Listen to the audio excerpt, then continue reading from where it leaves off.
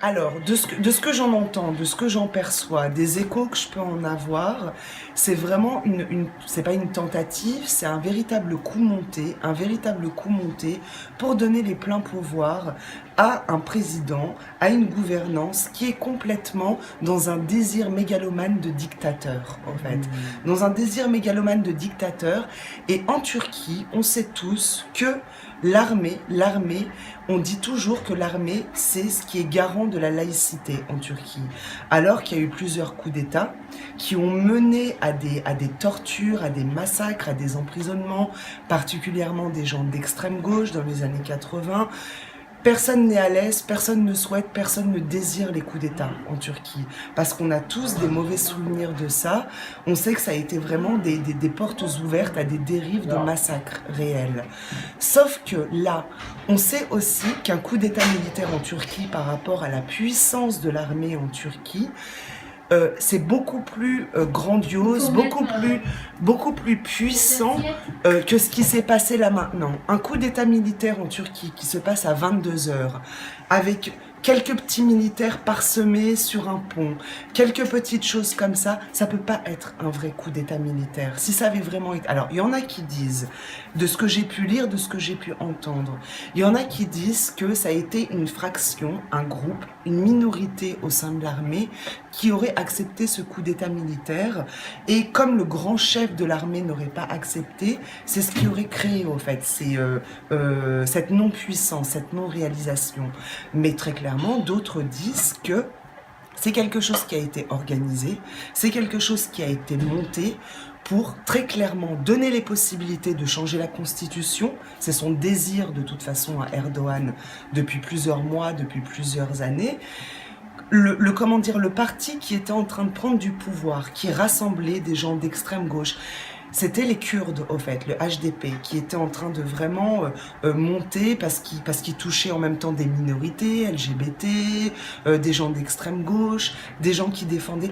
Ce type est complètement obsédé par les Kurdes, au fait. Son problème, c'est même pas Daesh, au fait. Il y a vraiment quelque chose d'obscur et de malsain qui se trame même dans son lien avec Daesh, dans l'extermination des Kurdes, qui représente une minorité qui arrive à rassembler, au fait, des personnes et qui a une puissance armée.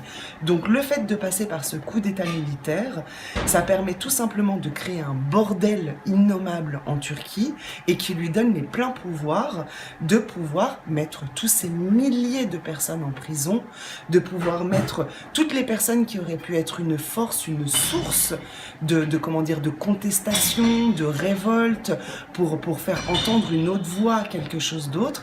Toutes ces personnes-là sont privées de parole, sont privées de vie même. Toutes ces personnes-là qui ont été... Ça crée un état de terreur, de chamboulement monstrueux, flippant pour les gens. Et ça risque, en fait, le risque, c'est ce que j'entends réellement, la crainte, en fait, des personnes, c'est que ça dégénère en guerre civile. La guerre civile qui a déjà commencé avec son appel, le type, le gouvernement a fait envoyer des SMS à tous les individus il passait des haut-parleurs dans les petits villages comme dans les grandes villes pour que les gens aillent dans les rues pour aller tabasser, au fait, tuer très clairement les militaires qui se révoltaient.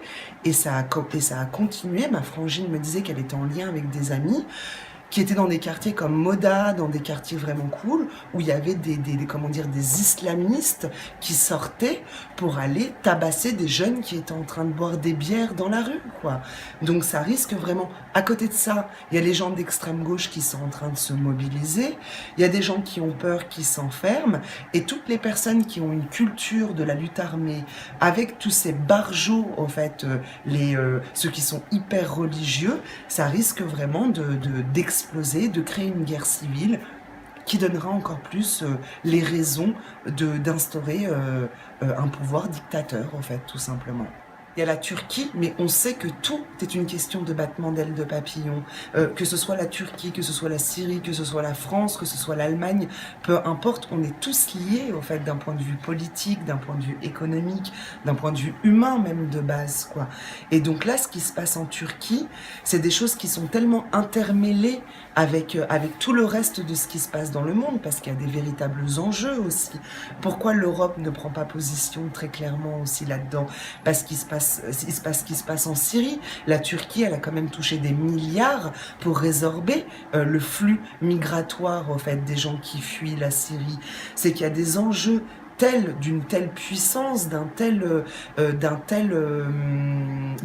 poids comment dire, que les personnes ne peuvent pas avoir non plus, enfin quand je dis les personnes, les gouvernements mondiaux ne peuvent pas non plus avoir des réactions saines d'un point de vue politique, ce qui pourrait paraître être du bon sens, parce que ça implique énormément d'enjeux et ces enjeux-là ont des répercussions dans le monde entier. Ce qui se passe en Turquie va forcément faire écho et fait déjà écho ce qui se passe ailleurs et pareil partout. Tu peux pas délimiter ce qui se passe dans un endroit et de faire comme si ça n'aura pas d'effet sur le reste.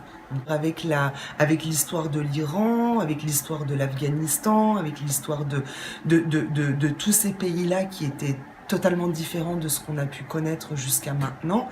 La Turquie, ça a toujours été le pays à majorité musulman, mais laïque. En fait, ça a toujours été une démocratie laïque. Après, évidemment, la question de la démocratie, elle peut se questionner partout dans le monde. Ça, partout, en France et ailleurs. Mais quoi qu'il arrive, c'était quand même laïque. Tandis que là, quand on voit ces liens avec l'Arabie Saoudite, quand on voit ces liens il y a quand même des journalistes qui ont été emprisonnés, qui ont été torturés parce qu'ils ont mis en évidence de manière concrète ces liens avec Daesh, comment ils pouvaient se financer Daesh pour exterminer les Kurdes. Donc tout ça, ça risque vraiment d'aller dans un sens, d'une part, dans un premier temps, de guerre civile et sur le long terme comment dire, de limite de charia, parce qu'ils mettent quand même, pendant toute cette période-là du coup d'État, ou tous les jours qui suivaient, les mosquées diffusaient des appels au djihad, en fait, quoi. Les mosquées, il y avait des gens sur Facebook qui envoyaient des messages en disant « Mais qu'est-ce qui se passe? Pourquoi les mosquées? Qu'est-ce qu'elles sont en train de faire? On est en train d'entendre des appels au djihad, quoi. » Donc, c'est quand même... ça veut dire ce que ça veut dire. Ça veut dire ce que ça veut dire. Et il y a comme une sorte de continuité accélérée de manière extrême dans ce positionnement à la dérive, au fait, quoi. À la dérive, voilà. Je pense, tout à l'heure dans le métro, j'écoutais les jeunes qui étaient à côté de moi. Les jeunes sont très politisés. La Turquie est très politisée. Elle a eu une histoire où il y a eu des coups d'état militaires, il y a eu des groupes d'extrême gauche, d'extrême droite, de nationalistes. Elle a eu une histoire qui est quand même très politisée et très intense et très radicale dans sa politisation depuis des dizaines, des vingtaines d'années. Et oui, il y a des résistances qui existent, mais par rapport à ce que représente la Turquie, par rapport comment dire, à son étendue, il y a des grandes différences dans les grandes villes, il y a des différences dans les campagnes, il y a des différences dans l'est de la Turquie. Donc oui, il y a des personnes qui sont organisées, mais ça c'est à mon avis, mais comment dire, dans la violence, par rapport à cette violence-là, il y a des personnes qui s'organisent déjà, qui ont une culture de la lutte armée, qui ont une culture de la résistance dans la guerre civile, qui a déjà été vécue il y a seulement quelques dizaines d'années. Tu peux pas effacer les traces et les conditionnements des personnes de toutes ces personnes qui sont mortes, qui ont été torturées, qui vivent encore, qui ont l'âge de mes parents, et qui sont en train de s'organiser. Il y a déjà des conflits dans les quartiers même qui existent. Donc les résistances vont être là, d'où la crainte et la grande probabilité de lutte armée et de guerre civile interne.